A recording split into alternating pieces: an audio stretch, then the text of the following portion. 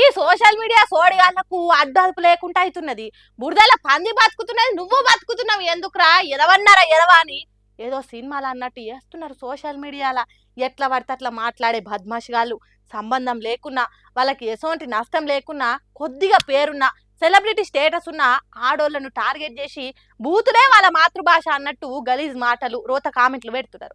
Hago అట్లా చిన్మయి శ్రీపాద అనే పాటలు పాడేట ఆమెను టార్గెట్ చేసి చిల్లర కామెంట్లు పెడుతున్నారు, గలీజ్ ట్రోలింగ్లు చేస్తున్నారు. తాను ఒక్కదాన్నే కాదు, మొత్తం కుటుంబాన్ని, చిన్న పిల్లలను నోటితో చెప్పలేని మాటలు తిట్టిండ్రు.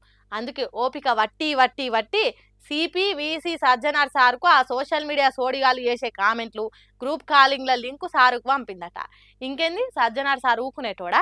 ఆడోళ్లకు హాని చేస్తే ఎన్కౌంటర్లే చేసినోడు అనే పేరున్నది. ఎంబటే ఆ ముచ్చట్ను సైబర్ క్రైమ్ పోలీసులకు, హైదరాబాద్ పోలీసులకు చెప్పి చర్యలు తీసుకోవాలని చెప్పిండు. వాళ్ళు కూడా ఈ ముచ్చట్ను సీరియస్గానే తీసుకొని తలకాయ తిక్క కామెంట్లు పెట్టినోళ్ళ ఈపులు చింతపండు ఎట్లా చేయాలి, పెరుగు బువ్వ తిన్నంత ఈజీగా బూతులు మాట్లాడినోళ్ళ ఈపులకు కారం ఎట్లా ఉయ్యాలనేది చూస్తున్నారట.